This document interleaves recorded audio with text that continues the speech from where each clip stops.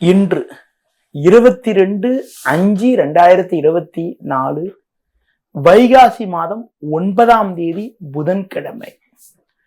வளர்பிறை சதுர்தசி திதி மாலை 6:48 வரை, பின்பு பௌர்ணமி.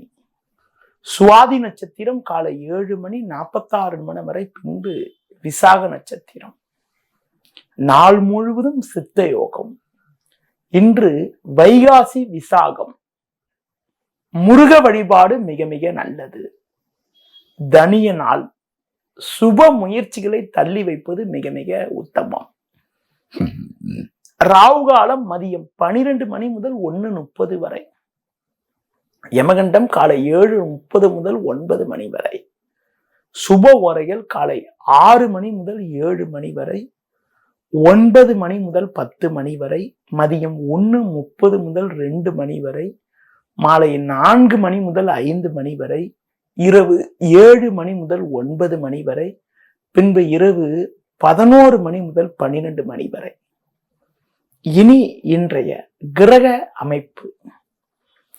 மேஷ ராசியில் புதன், ரிஷப ராசியில் சூரியன், சுக்கிரன், குரு, கன்னி ராசியில் கேது, துலா ராசியில் சந்திரன், கும்ப ராசியில் சனி, மீன ராசியில் செவ்வாய், ராகு. இனி இன்றைய ராசி பலன். மேஷ ராசி நேயர்களே, ஜென்ம ராசியில் புதன், சமசப்தமஸ்தானமான 7ல் சந்திரன் சஞ்சரிப்பதால் எதிலும் சாமர்த்தியமாக செயல்படுவீர்கள். 2ஆம் வீட்டில் குரு, சுக்கிரன் ஆகிய கிரகங்கள் சஞ்சரிப்பதால் குடும்பத்தில் மகிழ்ச்சி ஏற்படும். பண வரவுகள் மிக மிக நன்றாக இருந்து உங்கள் தேவைகள் அனைத்தும் பூர்த்தியாகக்கூடிய ஒரு அதிர்ஷ்டங்கள் உண்டு. தொழில் வியாபாரத்தில் நல்ல நிலையினை அடையக்கூடிய அமைப்புகள், உங்கள் பொருட்களுக்கு சிறப்பான விலை கிடைக்கக்கூடிய ஒரு அதிர்ஷ்டங்கள் இன்றைய நாளில் உண்டு. உத்தியோக ரீதியாக பார்க்கின்ற பொழுது நீங்கள் சிறப்பாக செயல்பட்டு எடுத்த காரியங்களை குறித்த நேரத்தில் செய்து முடித்து அதிகாரியிடம் நல்ல பேர் எடுக்கக்கூடிய ஒரு வாய்ப்புகள் உங்களுக்கு உண்டு. வெளியூர் தொடர்புகள் மூலமாக அனுகூலமான பலன்களை அடையக்கூடிய ஒரு அதிர்ஷ்டமானது உங்களுக்கு இருக்கிறது. இன்றைய நாளில் ஒரு வளமான பலன்களை நீங்கள் அடைவதற்கு விநாயகர் வழிபாடு மேற்கொள்வது மிக மிக நல்லது. ரிஷப ராசி நேயர்களே, உங்கள் ராசிக்கு 6ல் சந்திரனானவர் வலுவாக சஞ்சரிப்பதும், லாபஸ்தானமான 11ஆம் வீட்டில் செவ்வாய், ராகு சஞ்சரிப்பதும் சிறப்பான அமைப்பாகும். இதன் காரணமாக ஒரு நல்ல நிலையினை நீங்கள் அடையக்கூடிய ஒரு வாய்ப்புகள் உண்டு. உங்களுக்கு இருக்கக்கூடிய பிரச்சனைகள், சிக்கல்கள் எல்லாம் குறைந்து ஏற்ற மிகுந்த பலன்களை அடையக்கூடிய ஒரு வாய்ப்புகள் உங்களுக்கு இருக்கிறது. குடும்ப ஒற்றுமை மிக மிக நன்றாக இருக்கும். கணவன் மனைவியிடையே கடந்த காலங்களில் இருந்து வந்த கருத்து வேறுபாடுகள் எல்லாம் தற்போது குறையக்கூடிய ஒரு வாய்ப்புகள் உண்டு. பேச்சால் வாக்கால் ஒரு வளமான பலன்களை பெறுவீர்கள். தொழில் வியாபாரத்தில் சூழ்நிலைக்கு ஏற்றவாறு சற்று பக்குவத்தோடு நடந்தால் போட்ட முதலை எளிதில் எடுக்கக்கூடிய ஒரு வாய்ப்புகள் உங்களுக்கு உண்டு. வேலைக்கு செல்பவர்களுக்கு வேலை பளு சற்று கூடுதலாக இருந்தாலும் அதற்கான ஆதாயத்தை நீங்கள் பெறக்கூடிய ஒரு வாய்ப்புகள் இன்றைய நாளில் இருக்கிறது. மேலும் வளமான பலன்களை இன்றைய நாளில் நீங்கள் அடைவதற்கு மகாவிஷ்ணு வழிபாடு மேற்கொள்வது மிக மிக நல்லது. மிதுன ராசி நேயர்களே, சந்திரனானவர் உங்கள் ராசிக்கு பஞ்சமஸ்தானத்திலும், சனி பாக்கியஸ்தானமான 9லும் சஞ்சரிப்பதால் பொருளாதார நிலை மிக மிக நன்றாக இருக்கும். செவ்வாய் 10ல் சஞ்சரிப்பதால் இருக்கக்கூடிய இடத்தில் உங்களுடைய மதிப்பும் மரியாதையும் அதிகரிக்கும். கொடுத்த வாக்குறுதிகளை எளிதில் காப்பாற்றுவீர்கள். பிள்ளைகள் வழியில் ஒரு மகிழ்ச்சி தரக்கூடிய இனிய நிகழ்வுகள் நடக்கும். பயணங்களால் ஒரு வளமான பலன்களை பெறுவீர்கள். தொழில் வியாபாரத்தில் ஒவ்வொரு காரியத்திலும் நீங்கள் நேரடியாக இருந்து செயல்பட்டால் போட்ட முதலை எடுக்கக்கூடிய ஒரு வாய்ப்புகள் உங்களுக்கு உண்டு. உத்தியோகத்தில் இருப்பவர்களுக்கு அதிகாரியிடம் சிறு சிறு வாக்குவாதங்கள் ஏற்படக்கூடிய ஒரு நேரம் என்பதால் உங்களுக்கு ஒதுக்கப்பட்ட பணியில் மட்டும் நீங்கள் சற்று கவனத்தோடு நிதானத்தோடு இருந்தால் ஒரு வளமான பலன்களை அடையக்கூடிய ஒரு வாய்ப்புகள் உங்களுக்கு உண்டு. குறிப்பாக உடன் பிறந்த வகையில் ஒரு சில ஆதாயங்களை நீங்கள் அடைவீர்கள். இன்றைய நாளில் ஒரு வளமான பலன்களை நீங்கள் அடைவதற்கு தட்சிணாமூர்த்திக்கு நெய் தீபம் ஏற்றுவது மிக மிக சிறப்பு. கடக ராசி நேயர்களே, உங்கள் ராசிக்கு லாபஸ்தானமான 11ஆம் வீட்டில் சூரியன், சுக்கிரன், குரு போன்ற கிரகங்கள் சஞ்சாரம் செய்வதால் உங்கள் செயல்களுக்கு நல்ல ஆதரவு கிடைக்கும். குடும்பத்தில் ஒற்றுமையானது மிக மிக நன்றாக இருக்கும். நல்ல வாய்ப்புகள் உங்களை தேடி வரும். ஒரு சிலர் செய்யக்கூடிய செயல்கள் காரணமாக உங்களுக்கு வேலை பொடு சற்று கூடுதலாக இருக்கும். தேவையில்லாத அலைச்சல்கள் ஏற்படலாம். தொழில் வியாபாரத்தில் உங்களுக்கு ஒரு சில நெருக்கடி இருந்தாலும் லாபங்கள் தடைபடாது. வேலையாட்களுடைய ஒத்துழைப்பானது மிக மிக சிறப்பாக இருக்கும். குறிப்பாக ஒரு சிலருக்கு தேவையற்ற பயணங்கள் ஏற்படக்கூடிய ஒரு நாளாக இன்றைய நாள் இருக்கும். உத்தியோகத்தில் இருப்பவர்களுக்கு அதிகாரிகள் ஒத்துழைப்பு சிறப்பாக இருந்தாலும் சக ஊழியர்களுடைய பணியும் நீங்கள் சேர்த்து செய்ய வேண்டிய ஒரு நெருக்கடியான நிலைகள், அதிகப்படியான பொறுப்புகள் உங்களை அடையக்கூடிய ஒரு நிலை உண்டாகும். இன்றைய நாளில் குறிப்பாக ஆரோக்கியத்தில் அக்கறை எடுத்துக்கொள்வது, உணவு விஷயத்தில் சற்று கட்டுப்பாடோடு இருப்பது, லட்சுமி நரசிம்மரை வழிபாடு செய்வது மிக மிக நல்லது. சிம்ம ராசி நேயர்களே, உங்கள் ராசிக்கு முயற்சி ஸ்தானமான 3இல் சந்திரன், பாக்கியஸ்தானமான 9இல் புதன் சஞ்சரிப்பது நல்ல அமைப்பாகும். இதன் காரணமாக ஒரு சில வளமான பலன்களை நீங்கள் அடையக்கூடிய ஒரு வாய்ப்புகள் உங்களுக்கு உண்டு. கொடுத்த வாக்குறுதிகளை எளிதில் காப்பாற்றக்கூடிய ஒரு பலமும் வலிமையும் உங்களுக்கு உண்டு. பயணங்கள் மூலமாக ஒரு சில வளமான பலன்களை பெறுவீர்கள். கணவன் மனைவியிடையே கோபத்தை குறைத்துக் கொண்டு ஒருத்தருக்கு ஒருத்தர் விட்டு கொடுத்து செல்வது நல்லது. உடன் பிறந்தவர்களிடம் தேவையற்ற கருத்து வேறுபாடுகள் ஏற்படக்கூடிய ஒரு நாளாக இன்றைய நாள் இருக்கும் என்பதால் பேச்சில் சற்று பொறுமையோடு இருப்பது மிக மிக நல்லது. தொழில் ரீதியாக பார்க்கின்ற பொழுது கூடுதல் வேலைபளு காரணமாக ஓய்வு நேரம் குறைந்தாலும் உங்களுக்கு கிடைக்க வேண்டிய லாபங்கள் கிடைக்கக்கூடிய ஒரு வாய்ப்புகள் உண்டு. உத்தியோகத்தில் இருப்பவர்களுக்கு நல்ல நிலையினை நீங்கள் அடையக்கூடிய ஒரு வாய்ப்புகள் இருந்தாலும் உடன் இருப்பவர்கள் உங்களுக்கு தேவையற்ற பிரச்சனைகளை உண்டாக்குவார்கள். பொதுவாக பிறரிடம் முக்கிய விஷயங்களை பகிர்ந்து கொள்ளாமல் இருப்பது மிக மிக நல்லது. மேலும் வளமான பலன்களை இந்த நாளில் அடைவதற்கு துர்க்கை அம்மனுக்கு ராகு காலத்தில் தீபம் ஏற்றுவது மிக மிக சிறப்பு. கன்னி ராசி நேயர்களே, பாக்கியஸ்தானமான 9ஆம் வீட்டில் மாதக்கோள் என வர்ணிக்கப்படக்கூடிய சூரியன், குரு, சுக்கிரன் சேர்க்கப்பட்டு சஞ்சரிப்பது அற்புதமான அமைப்பாகும். இதன் காரணமாக ஒரு சில வளமான பலன்களை நீங்கள் அடையக்கூடிய ஒரு வாய்ப்புகள் உங்களுக்கு உண்டு.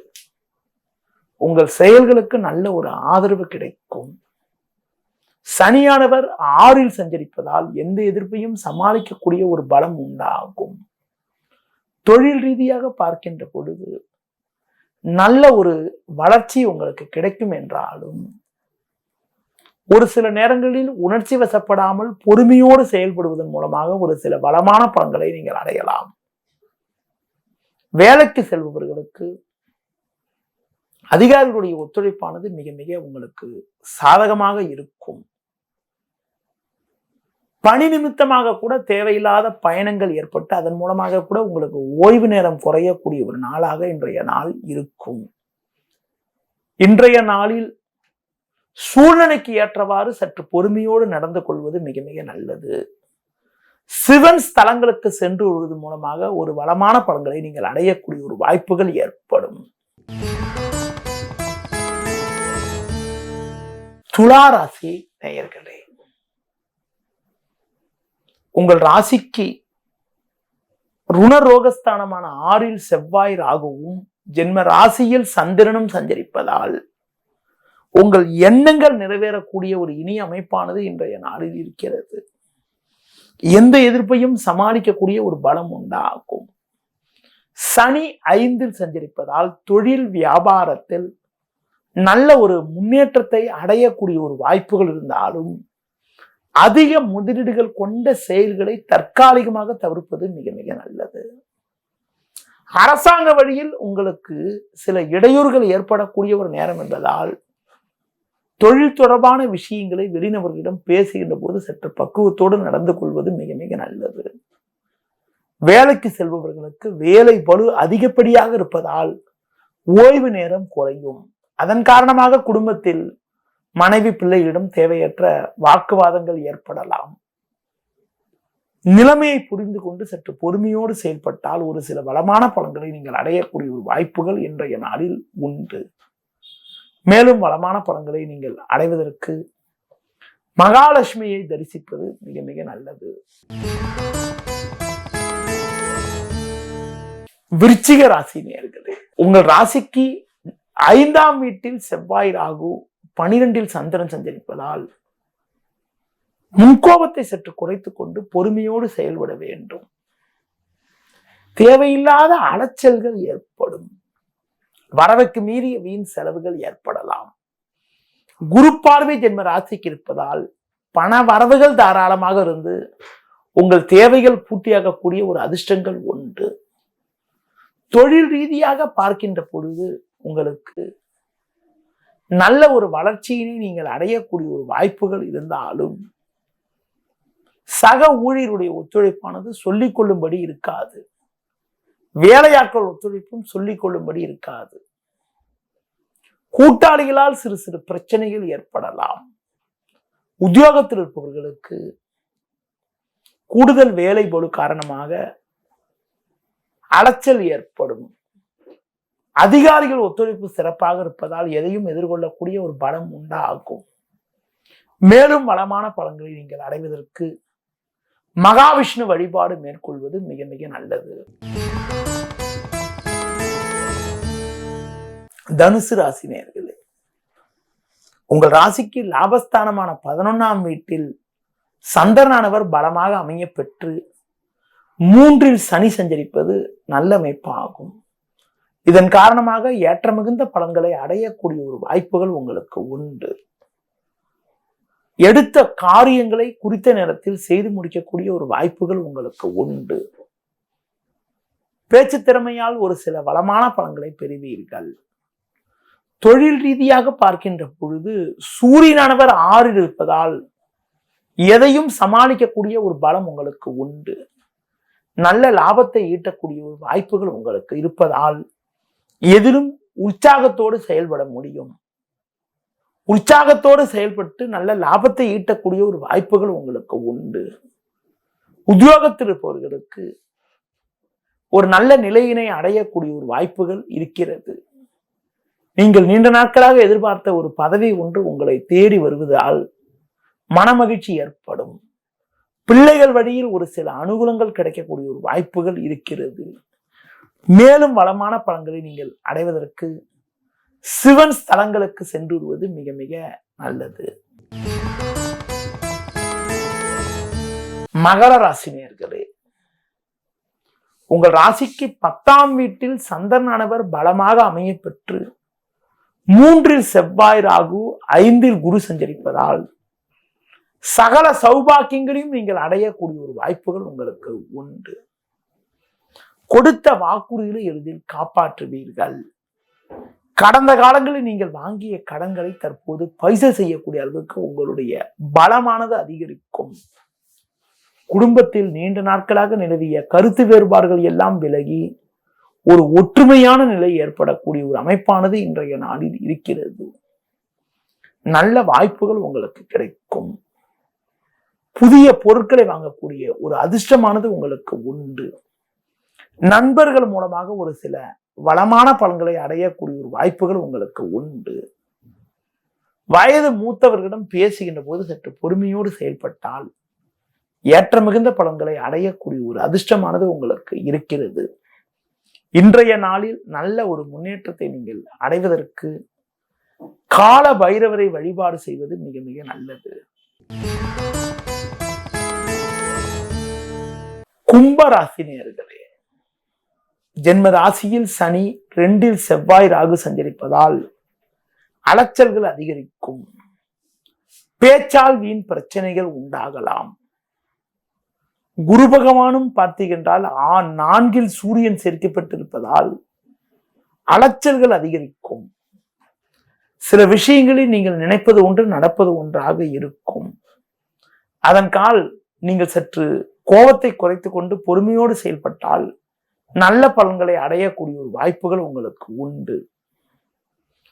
குறிப்பாக வயது மூத்தவர்களிடம் வீண் வாக்குவாதங்கள் செய்யாமல் இருப்பது நல்லது. அடுத்து குறிப்பாக வெளிநபர்களிடம் பேசுகின்ற போது சற்று பொறுமையோடு செயல்படுவது மிக மிக நல்லது. இன்றைய நாளில் உங்களுக்கு பார்த்தோமானால் முருகருக்கு அர்ச்சனை செய்வதன் மூலமாக உங்கள் பிரச்சனைகள் எல்லாம் குறைந்து ஒரு வளமான பலன்கள் ஏற்படும்.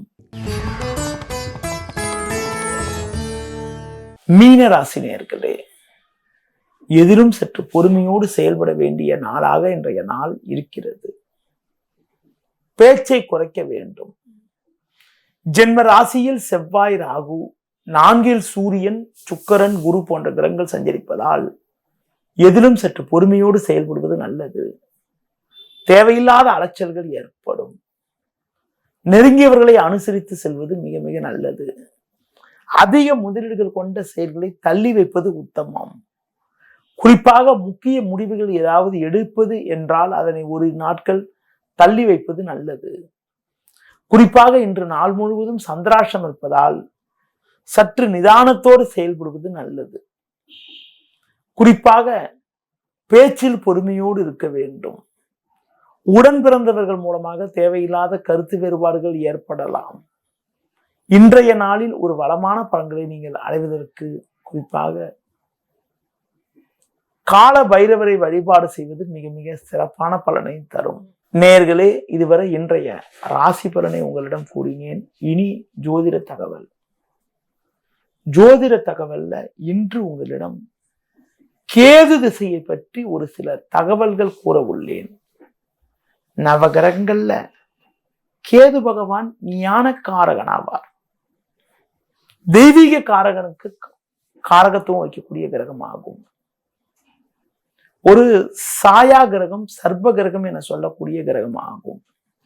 இந்த கிரகம் எந்த வீட்டில் இருக்கோ அந்த வீட்டையே சொந்த வீடாக எடுத்துக்கொண்டு அந்த வீட்டதிபதியுடைய பலனையும் இணைத்து தருவார்.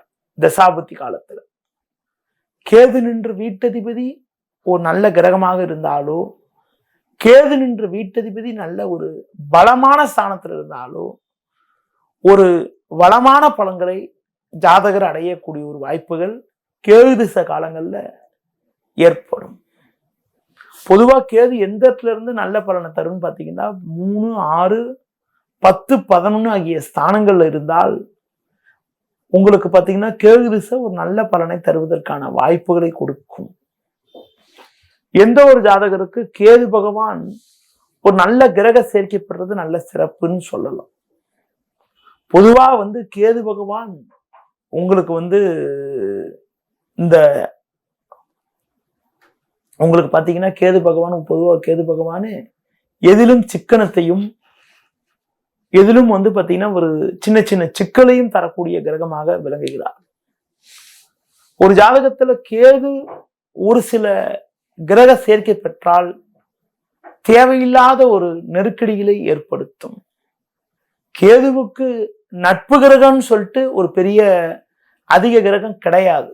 இருந்தாலும் கேது எந்த கிரக சேர்க்கை பெறுதோ அந்த கிரக காரகத்துவ ரீதியான பாதிப்புகள் அந்த தசாபுத்தி காலத்துல ஏற்படுது. ஒரு ஜாதகத்துல பாத்தீங்கன்னா கேது எந்த கிரக சேர்க்கை பெறுதோ அந்த கிரகத்துடைய காரக பலன் கண்டிப்பா உங்களுக்கு பாதிக்குது.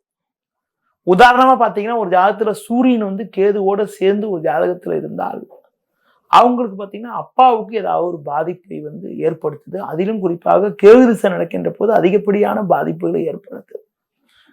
அது போல ஒரு ஜாதகத்துல சந்திரன் கேது சேர்க்கை பெற்று இருக்கக்கூடாது.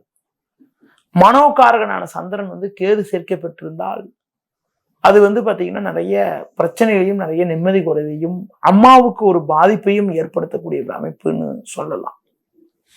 கேது ஒரு ஜாதகத்துல செவ்வாய் சேர்க்கை பெற்றிருந்தால் உங்களுக்கு பாத்தீங்கன்னா கூட பிறந்தவங்களுக்கு தேவையில்லாத நெருக்கடிகளை ஏற்படுத்துது. கேது பகவான் ஒரு ஜாதகத்துல உங்களுக்கு புதன் சேர்க்கை பெற்றால் கல்வியில் தடை, தேவையில்லாத இடையூறுகள்லாம் கூட ஏற்படுது. பொதுவா பாத்தீங்கன்னா கேது புதன் சேருகின்ற பொழுது கேது சம்பந்தப்பட்ட படிப்பு போன்றவை எடுத்து செய்கின்ற போது ஒரு சில அனுகூலங்கள் கொடுக்கிறது.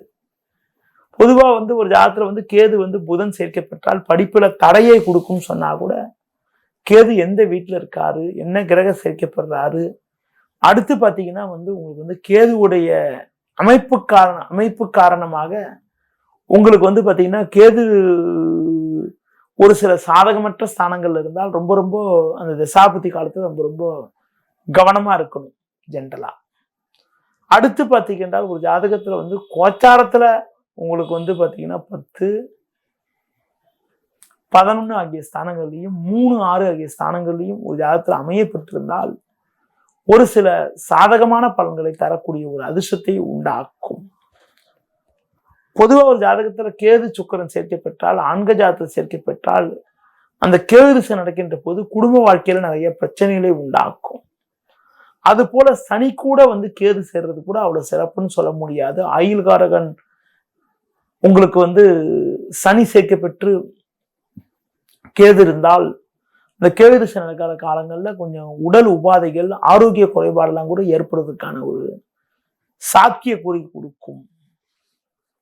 எந்த ஒரு ஜாதகருக்கும் கேது திசை ஒரு மிகச்சிறப்பான பலனை தரும் என்பதனை சொல்ல முடியாது.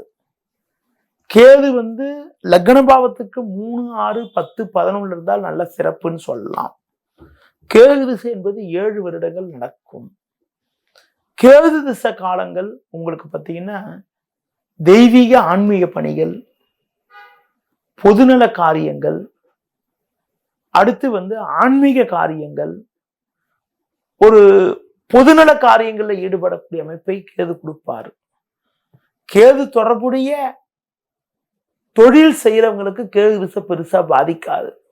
கேது தொடர்புடைய தொழில் பார்த்தீங்கன்றால் சனி சேர்க்கை பெற்ற கேது ஒரு சிலருக்கு மருந்து, கெமிக்கல் மூலமாகவும் ரசாயனம் மூலமாகவும் ஒரு சில அனுகூலங்களை கொடுக்குது. அதுவே ஒரு சிலருக்கு சனி கேது சேர்க்கை பெறவங்களுக்கு பெரும்பாலும் பார்த்தீங்கன்னா உங்களுக்கு பார்த்தீங்கன்னா அதாவது சட்டத்துறையை எடுத்து பணிபுரிந்தால் கூட ஒரு சில அனுகூலங்களை தருது. பிறக்கின்ற போதே கேதுவோட திசை யாருக்கு இருக்குன்னா அஸ்வினி, மகம், மூலம் ஆகிய நட்சத்திரம் பிறந்தவங்களுக்கு முதல் திசையாக கேது திசை நடக்கும். அப்படி முதல் திசையாக கேதுவோட திசை நடக்கின்ற போது அந்த முதல் திசையாக நடக்கக்கூடிய அந்த கேது திசை முடிகிற வரைக்குமே பார்த்தீங்கன்னா உங்களுக்கு பார்த்தீங்கன்றால் உடல் உபாதைகள், மந்தமான நிலைகள், அம்மா அப்பாவுக்கு சில நெருக்கடிகள், தேவையில்லாத நிம்மதி குறைவுலாம் கூட பெரும்பாலான இடத்துல உண்டாகுது. மற்ற கிரகங்கள் சாதகமா இருந்தா நல்ல பலனை கொடுக்குது. மற்ற கிரகங்கள் சாதகம் இல்லாட்டினா அந்த கேது திசை எத்தனை வருஷம் நடக்குதோ அந்த காலம் வரைக்குமே பார்த்தீங்கன்னா உங்களுக்கு பார்த்தீங்கன்றால் ஒரு பொருட்கள், வாங்கக்கூடிய பொருட்கள் நல்ல இடத்துல இருந்துட்டா அவங்களுக்கு ஒரு சில சாதகமான பலனை கொடுத்துரும். கேது குழந்தை பருவத்தில் இருக்கக்கூடிய காலத்துல கேது திசை நடந்தால் படிப்பில் தடை, உடல் உபாதைகள், அந்த கேது திசை முடிய வரைக்கும் பார்த்தீங்கன்னா அந்த குழந்தைக்கும் குழந்தையுடைய தாய் தந்தையருக்கும் சில உடல்நல குறைபாடுகள்லாம் கூட ஏற்படக்கூடிய ஒரு அனுகூலமற்ற நிலை உண்டாக்கும். 2வது திசையாக கேது திசை வந்தா, ஒரு 10 to 20 வயசுக்குள்ள இருக்கக்கூடிய காலங்கள்ல கேது திசை வந்தா, அதாவது புதனோட நட்சத்திரத்துல பிறக்கிறவங்களுக்கு 2வது திசையாக கேது திசை வரும். அப்படி கேது திசை வருகின்ற போது படிப்பில் மந்தம், தேவையில்லாத இடையூறுகள், எதிலும் ஒரு நாட்டம் இல்லாத அமைப்புகள், எதிலும் சிக்கனமா செயல்படக்கூடிய அமைப்புகள், செரிமான பிரச்சனை கூட கொடுக்கும். 20 to 30 வயசு 35 வயசுக்குள்ள இருக்கக்கூடிய காலங்கள்ல கேது திசை நடக்கக்கூடாதுங்க. அப்படி நடைபெற்றால் அந்த நேரத்துல கல்யாணம் கைகூறல தேவையில்லாத தடங்கள் ஏற்படுது. ஒரு சிலருக்கு கல்யாணம் இந்த கேது திசை காலங்கள்ல கை கூட மாட்டேங்குது. அதிலும் குறிப்பாக என்ன நட்சத்திரத்துல பிறந்தவங்களுக்குன்னா, உங்களுக்கு பாத்தீங்கன்னா பூசம், அனுஷம், உத்திரட்டாதியில பிறந்தவங்களுக்கு 3வது திசையாக கேது திசை நடக்கும். இந்த கேது முடிஞ்சு சுக்கிரன் வருகின்ற போதுதான் உங்களுக்கு திருமணம் என்பது நல்லா இருக்கும். அடுத்து பாத்தீங்கன்னா உங்களுக்கு ஒரு சிலருக்கு 4வது திசையாக 30-35 வயசுக்கு மேல கூடிய காலங்கள்ல கேது திசை வந்தா, கேது நல்ல இடத்துல இருந்து ஒரு சுபகிரக சேர்க்கையோடு இருந்துட்டா தப்பிச்சாங்க. அதுவே கேது பாவகிரக சேர்க்கையோடு இருந்தால் நிறைய பிரச்சனைகள், வம்பு, சிக்கல்கள், தேவையில்லாத சோதனைகள், முன்னேற்ற தடையெல்லாம் கூட உண்டாக்கும். பொதுவா கேது திசை நடக்கிற காலங்களில் நிறைய நெருக்கடிகள் உண்டாகுது. அந்த நேரத்துல கொஞ்சம் கவனமாகவும் நிதானமாகவும் இருக்கிறது, அகலக்கால் வைக்காம இருக்கிறது, கொடுக்கல் வாங்கல் விஷயத்துல கொஞ்சம் கவனமா இருக்கிறது, கடன் வாங்காம இருக்கிறதுலாம் ரொம்ப நல்லது. கேதுவுடைய பாதிப்பு குறையறதுக்கு விநாயகர் வழிபாடு மேற்கொள்வது மிக மிக நல்லது. நேயர்களே, இதுவரை இன்றைய ராசிபலன் மற்றும் கேது திசையை பற்றி ஒரு சில தகவல்கள் கூறினேன். மீண்டும் நான் காலை சந்திக்கலாம். நன்றி, வணக்கம்.